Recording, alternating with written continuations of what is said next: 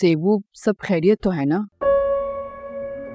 बेटा क्या बात है, इस तरह अचानक कैसे आ गई? वो शाहनवाज कहाँ है? वो ऑफिस गए हैं, अलाया स्कूल चली गई और मैं यहाँ आ गई।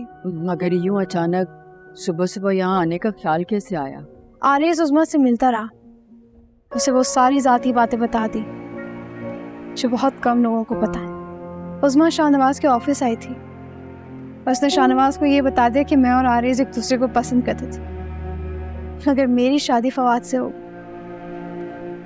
जब फवाद को ये सारी बातें पता चली तो उससे बर्दाश्त ना हो, उसने गुस्से में मुझे तलाक दे दी। शाहनवाज भी ये बात सुनकर ऑफिस से बाहर हो गए। उनका रवैया मेरे साथ बदल गया।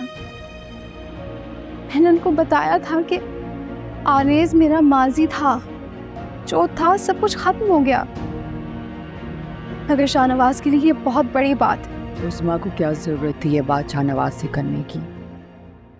दूसरों के राज पे पर्दा डाल लेना चाहिए। वो औरत तो खामखा तुम्हारी दुश्मन बन गई है। और इस आरेज को देख, अपने ही खानदान की लड़की को बदनाम कर रहा है।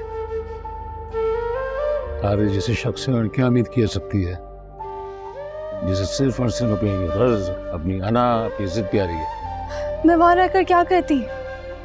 शाहनवाज तो मेरी कोई भी बात सुनने को तैयार नहीं। उन्होंने तो खुद को गेस्ट रूम में मुकीद कर लिया। घर के मुलाजिम भी सब कुछ देख रहे। मेरी उस घर में कोई इज्जत, कोई अहमियत नहीं रही, इसलिए मैं यहाँ आ गई। वो तुम्हारा माजी था। सब लड़के लड़कियां जवानी में किसी ना किसी को पसंद करते हैं, लेकिन उसका ढंढेरा नहीं पीटते। और ये जरूरी नहीं कि हर कोई अपनी मोहब्बतों को डिस्कस करता रहे। इसलिए कहा था ना, इसलिए तुमसे कहा था कि अपनी खाला के घर से दूर रहो। तुम्हारी जो पहली तलाक हुई थी वो भी आरेज की वजह से हुई थी, और अब भी आरेज की यही कोशिश है कि वो तुम्हें शाहनवाज से बददन करे, शाहनवाज के दिल में तुम्हारे लिए कोई गलत बात डाले। शाहनवाज आरेज और उस्मा की बात पर यकीन करते रहे।